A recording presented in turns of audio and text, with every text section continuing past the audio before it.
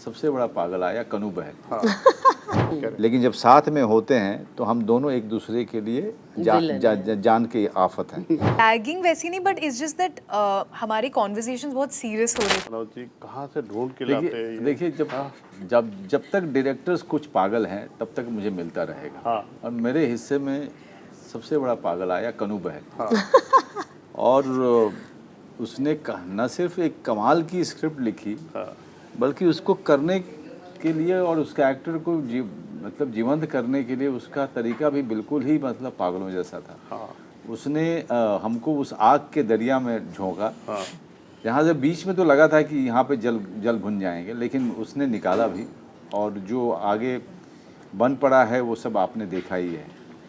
तो मैं सच में कहूँ तो बहुत जले भुने हैं इसको करने में, लेकिन जब आपको अपने कुछ उन लोगों से आपको प्रशंसा मिलती है, जैसे आप हुए, जो हमारे दोस्त, कई सालों से हम आपको जानते हैं, आपके जैसे और भी हमारे दोस्त हैं जिनके ओपिनियंस को, विचार को आदमी वैल्यू करता है। जब जानता हूँ कि ये सिर्फ एक दोस्त हो इसलिए नहीं अच्छा बोलेंगे, बल्कि वो उसको अगर उसमें अच्छी बातें हैं करने के लिए तो ज़रूर बोलेंगे। मैं आपको बताऊँ, शेखर कपूर जी ने फिल्म देखी, ये फिल्में मैंने कहीं बताया नहीं था तुम्हें, लेकिन उनके पास में इतनी अच्छी अच्छी बातें करने के लिए इस फिल्म के बारे में, लेकिन वो बहुत जल्दी में थे। तो उन्होंने कहा बाद में मैं मिलूँगा और ज़्यादा बात करूँगा और कनू बहल से भी बात करूँगा। तो जब इस तरह के लोग फिल्म देखते हैं और अच्छी अच्छी बातें, इतनी बढ़िया बातें कर रहे हैं फिल्म के बारे में, तो आपको लगता है जितनी तकलीफ़ हुई इसको करने में, और जितनी लंबी यात्रा हुई, जितने रुकावट आए, जितने ऑब्स्ट्रक्शन आए, वो सब सही था, वैल्यू हो जाता है। हाँ, सारा जो है अंत में लगता है सब मीठी यादें रह जाती हैं। इसलिए फिल्म का अच्छा बनना, आपका काम का अच्छा होना बहुत ज़रूरी होता है। जी, पत्रकार को नंगा नहीं किया मैंने, अपने आप को नंगा। तो बहुत बोल्ड सीन है Manoj ji. As actor genuinely पूछना चाहता हूँ, क्या इसकी वाकई ज़रूरत थी या कैसे? मतलब देखिए, ज़रूरत अगर नहीं होती, अगर आप फिल्म को गौर से देखेंगे तो आपको समझ में आएगा कि जिस तरह से ये आदमी अपनी उम्र के इस पड़ाव में, जिस तरीके से ये इसकी यात्रा हो रही है और कैसे कैसे ये नीचे की तरफ चलता जा रहा है, इतनी ऊंचाई पे पहुंचने के बाद, इन सब चीज़ों में उस तरह के सारे एस्पेक्ट को दिखाना, वो आपको उत्तेजित करने के लिए नहीं होता है। हाँ, मतलब और हम उत्तेजित करने के लिए फिल्म बनाते हुए नहीं हैं, हम कहानी कहते हैं। और कहानी के दरमियान कुछ चीज़ें, अगर कुछ हरकतें, कुछ सीन्स, कुछ व्यवहार हमें लगता है कि वो चीज़ दर्शाएगी जो बड़े लेवल पे ज़रूरी है। करेक्ट। तो इसलिए उस तरह के सीन्स हमको हम कोई मतलब वो टेलीफोन कॉल इतना ज़रूरी है कि वो कपड़े पहनना भी भूल गया, वो हाँ, लग गया, उधर टेंशन है। तो अपने घर के अंदर में, अगर वो तो अपने घर के अंदर लेकिन आप उसको देख रहे हैं एक दर्शक के तरीके से, लेकिन वो अपने घर के अंदर में है। और जिस भी अवस्था में है उसको वो फ़ोन लेना है, वो बात करनी है, वो इसलिए बहुत ज़रूरी है। लेकिन देखिए कि इन सब चीज़ों में नुकसान किसका हुआ? हाँ, बताइए किसका हुआ? मेरा। आपका कोई नुकसान नहीं हुआ, आपकी छवि और बढ़ती है। मैं कनू जी से क्रॉस क्वेश्चनिंग करना चाहूँगा, इन्होंने क्या अनुराग कश्यप ने एक बहुत कमाल की बात की। मैं बिफोर आप जो है उनके पास जाइए। अनुराग कश्यप से किसी ने पूछा फिल्म कैसी लगी, उसने कहा फिल्म बहुत अच्छी है, लेकिन एक बोनस है इसमें। तो उसने कहा क्या बोनस है? उसने कहा मनोज बाजपेयी नंगा मिलेगा आपको। क्या बात। तारीफ करने के चक्कर में इन्होंने आपको बाकायदा पागल कहा है। ये पागलपन कहाँ से लाया? ये सर, मैं आगरा इससे पहले शूट करा था, तो वहाँ कुछ दिन मुझे पागल खाने में रख लिया था।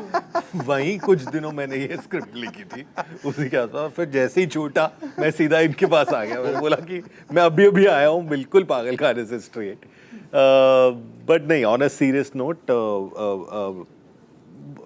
बहुत कुछ आसपास ज़िंदगी में, हमारी लाइफ में आसपास होता हुआ दिखाई दे रहा था और दे रहा है अभी भी। और जो जीवन में हो रहा होता है वो ऐसी कुछ चीज़ें, मतलब 2016 के आसपास पहली बार मैंने इस बारे में सोचना शुरू किया था, क्राइम जर्नलिज्म की दुनिया के बारे में। गौरी लंकेश और बहुत सारे और ऐसे इंसिडेंट्स जब देखे तो मुझे बहुत परेशान किया उन्होंने, कुछ दिन तक बहुत परेशान किया। और मैं मेरा अब एक बच्चा भी है, 5 साल का मेरा बेटा है, तो मैं सोच रहा था कि हम क्या दुनिया छोड़ के जा रहे हैं दुनिया के लिए। मेरे बेटे का नाम दुनिया है, तो मैं सोच रहा था कि हम क्या दुनिया छोड़ के जा रहे हैं। और वहीं से कहीं से शुरुआत हुई। आई फेल्ट लाइक ये एक ऐसी चीज़ है जिसके बारे में बात होनी चाहिए। एक लार्जर कॉन्वर्सेशन बहुत ज़रूरी है कि ये हमारे आसपास की जर्नलिज्म की दुनिया में क्या हो रहा है, अब कितना सब फॉगी होता जा रहा है, धुंधला होता जा रहा है, और सच क्या है वो पता चलना तो बहुत दूर की बात है, उसकी स्मेल आना भी अब बहुत बड़ी बात हो गई है। आप तक पहुंचेगा या नहीं पहुंचेगा। तो ये धुंधलापन जो मैं फील कर रहा था, और इसके साथ साथ मैं ये फील कर रहा था कि ये धुंधलापन कौन बना रहा है। हम बोल देते हैं सिस्टम बना रहा है, लेकिन सिस्टम भी तो हम ही से बना है, हर एक इंडिविजुअल से बना है। तो मैं ये सोच रहा था मेरी क्या रिस्पॉन्सिबिलिटी है इसमें, ये सिस्टम बनाने में, और हर एक इंडिविजुअल की क्या रिस्पॉन्सिबिलिटी है। तो इस बड़े वर्ल्ड को, क्राइम जर्नलिज्म या जर्नलिज्म बोल लीजिए, इस वर्ल्ड को मैं एक इंसान और उसकी अपनी रिस्पॉन्सिबिलिटी अपने प्रति, उसके आसपास की दुनिया के प्रति, उस सब के लेंस से देखना चाह रहा था। तो वहीं कहीं से फिल्म निकल के आई।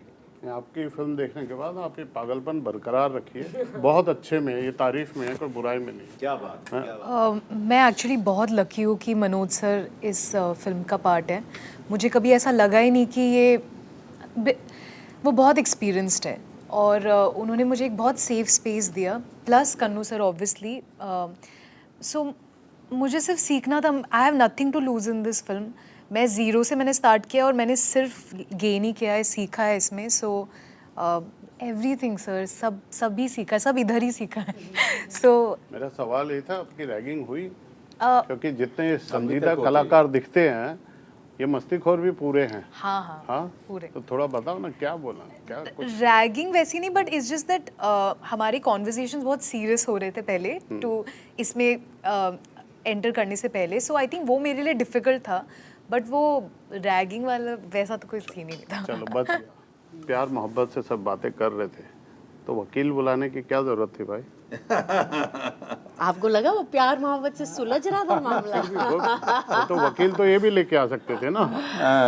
देखिए, ये एक क्या होता है ना, ऐसे सिचुएशंस में एक किसी का वो डोर काटना वो ज़रूरी हो जाता है, क्योंकि दोनों तरफ से वो जो एक पुल एंड पुश होता है ना, उसमें उसकी भी एक आदत पड़ जाती है।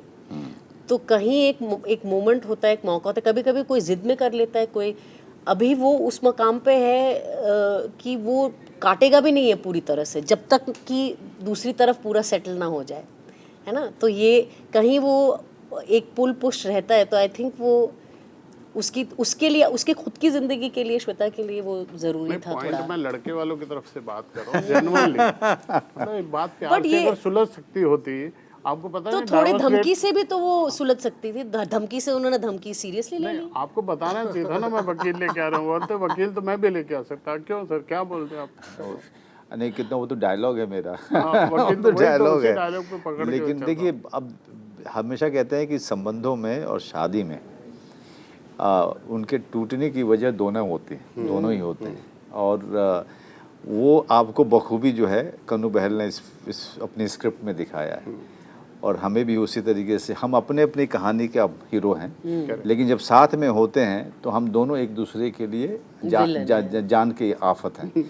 तो ये एक बड़ा लाइफ लाइक सिचुएशन है जो इस फिल्म में दिखाया गया। इसलिए कोई सही नहीं है, कोई गलत नहीं है, एक जीवन घट रहा है, और वो वही लोग हैं उस जीवन में पर्दे पे जो दर्शक हैं। हम सब जो है अपने बंद कमरों में, हमारे रूप बड़े अलग होते हैं, लेकिन लोगों को दिखाने के अलग होते हैं।